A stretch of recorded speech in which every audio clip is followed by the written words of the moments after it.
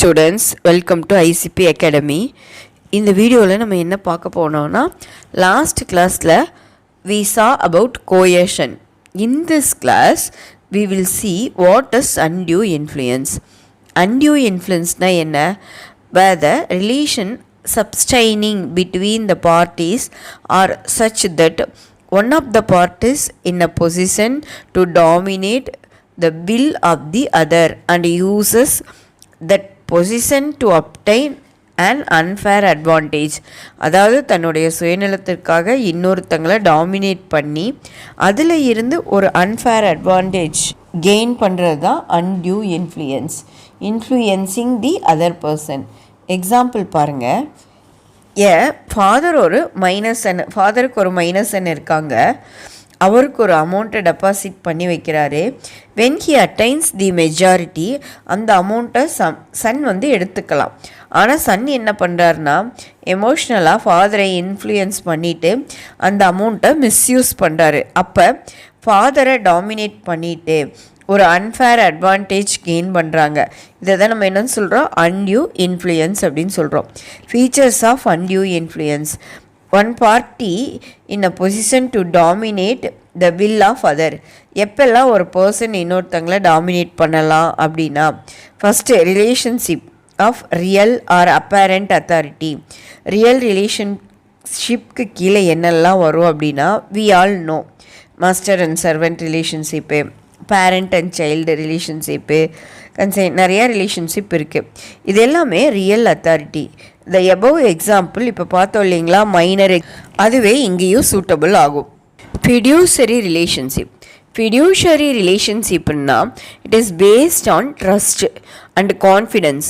Example என்ன? Doctor and patient, advocate and client. இதெல்லாம் வந்து ஃபிடியூஷரி ரிலேஷன்ஷிப்புக்கு கீழே தான் வரும். என் ஓல்டு ஹிந்து உமன் அவங்களோட ஸ்பிரிச்சுவல் குருவுக்கு அவங்க ப்ராப்பர்ட்டியை கிஃப்டாக கொடுத்துட்றாங்க. She is the devotee of that guru. அந்த குருவோட டிவோட்டி அவங்க. ஸோ அப்போ ப்ராப்பர்ட்டியை கொடுக்குறவங்க அவங்க நீ இன்ஃப்ளூயன்ஸ் பண்ணிகிட்ருக்காங்க. So unusual influence. So old woman கொடுத்த கிஃப்டை வில் பி செட் அசைட், தள்ளி வைக்கிறது, நாட் வேலிட். அந்த கிரவுண்ட்னால் consent was obtained by undue influence. Third, mental capacity affected by distress. டிஸ்ட்ரெஸ்னால் என்ன? துன்பம், வேதனைன்னு சொல்லலாம். Mental capacity of some person may be affected by person of age, illness, mental or body disaster. இந்த மாதிரி இருக்கிறவங்கனால ஈஸியாக ஒரு அட்வான்டேஜுக்காக கான்ட்ராக்ட் போட வைக்க முடியும். Mental capacity of some person may be affected by reason of age, illness or mental or body disaster. So இந்த மாதிரி இருக்கிறவங்களால ஈஸியாக ஒரு அட்வான்டேஜுக்காக கான்ட்ராக்ட் போட வைக்க முடியும். எக்ஸாம்பிள் பாருங்கள். X and old man, illiterate villager, aged about 90 years, physically infirm and அவருக்கு மென்டலாக problem இருக்குது. ஸோ அவர் என்ன பண்ணுறாருனா அவரோட டெய்லி நீட்ஸை பார்த்துக்கிறதுக்காக அவரோட ரிலேட்டிவுக்கு இவரோட சொத்து போகணும்னு சொல்லி ஒரு உயில் எழுதி வச்சுட்டாரு. ஸோ அவர் என்ன அப்புறம் பண்ணணும்னா mental illness or distress and he was under influence of that person. இப்போ அந்த பர்சன் வில் அவர் போல் இருக்கணும்னு சொல்லாமல் சொல்லி டாமினேட் பண்ணுறாரு. இதான் mental capacity affected by distress அப்படின்னு சொல்கிறது. Unconscionable transaction. According to section 16(3) ஒரு டிரான்சாக்ஷனை எப்போ அன்கான்சிஸ்டபிள்?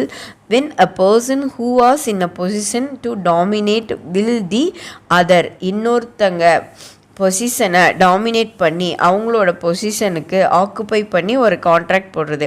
அப்படி போடுற கான்ட்ராக்ட் அவருக்கு ஒரு பெரிய பெனிஃபிட்டாக இருக்கும். அது வந்து இன்னொருத்தங்களுக்கு அன்ஃபேராக இருக்கும். Contract with pardanashin woman. பார்டனேஷன் உமன்னா woman is one who observe the complete seclusion. Example, who does not come into a contract with people other than their family members. It means அந்த கம்யூனிட்டியை சார்ந்த பெண்கள் அவங்க குடும்பத்தை தாண்டி வேறு யார் கூடயும் அவங்க கான்ட்ராக்ட் போட மாட்டாங்க. அப்படி யாராச்சும் அவங்களோட கான்ட்ராக்ட் போட்டால் கூட அந்த கான்ட்ராக்ட் அவங்கள இன்ஃப்ளூயன்ஸ் பண்ணித்தான் போடப்பட்டதாக கருதப்படும்.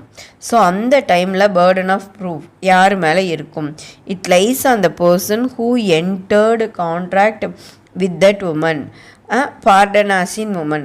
அப்போ அவங்க என்ன ப்ரூவ் பண்ணணும்னா, கான்ட்ராக்டை பற்றி full disclosure regards terms and condition எல்லாமே சொல்லிட்டு தான் கான்ட்ராக்ட் போட்டேன்னு சொல்லி ப்ரூவ் பண்ணணும். அப்படி காண்பித்த அந்த டேர்ம்ஸ் அண்ட் கண்டிஷன் எல்லாமே அவங்களுக்கு புரிஞ்சிருக்கணும்னு சொல்லணும்.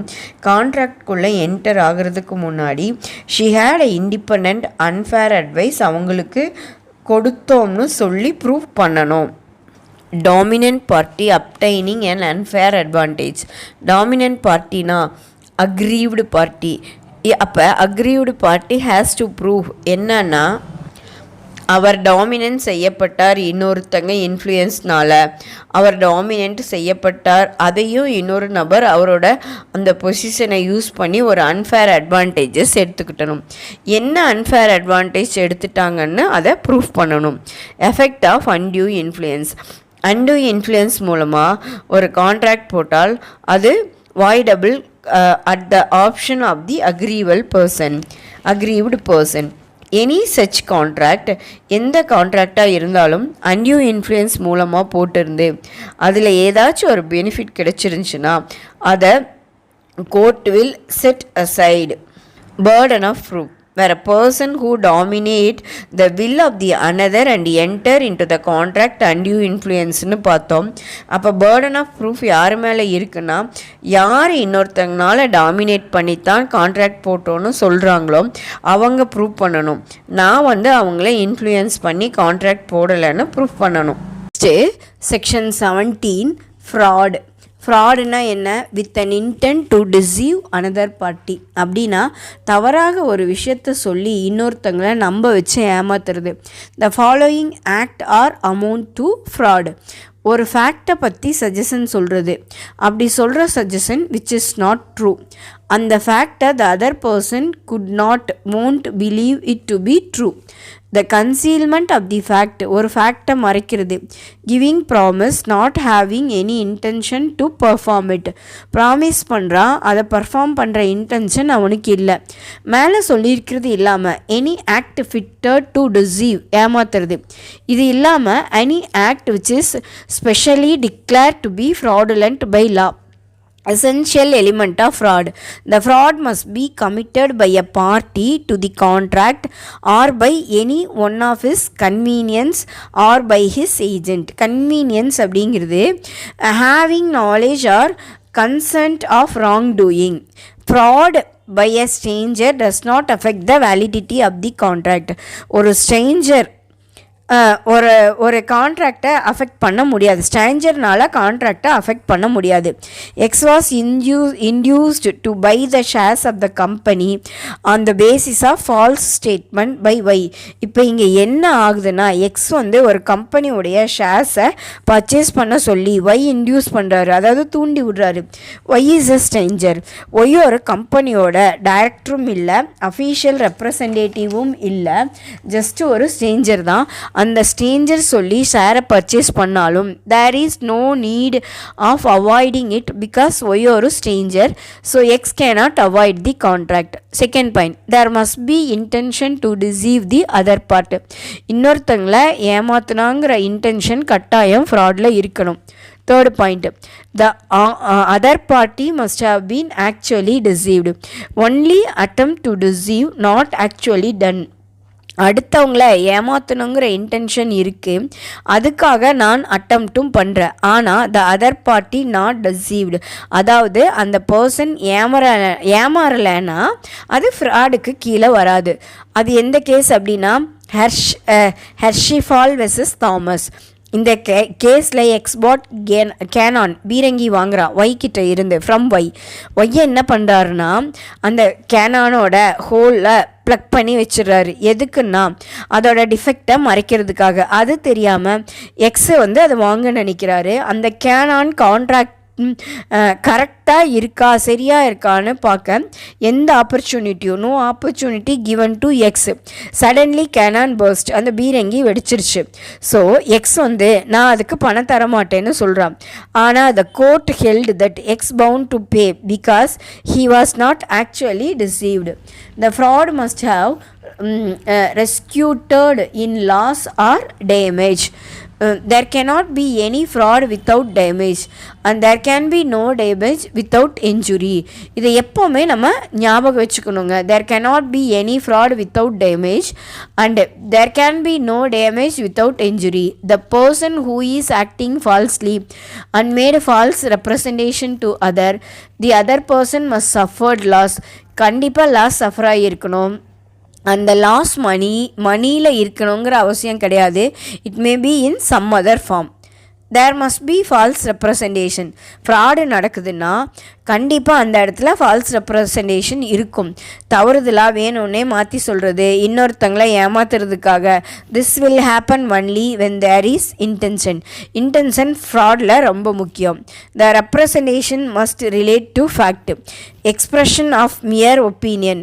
என்னோட ஒப்பீனியனை எக்ஸ்ப்ரெஸ் பண்ணுறதுனால ஒரு intention does not constitute fraud.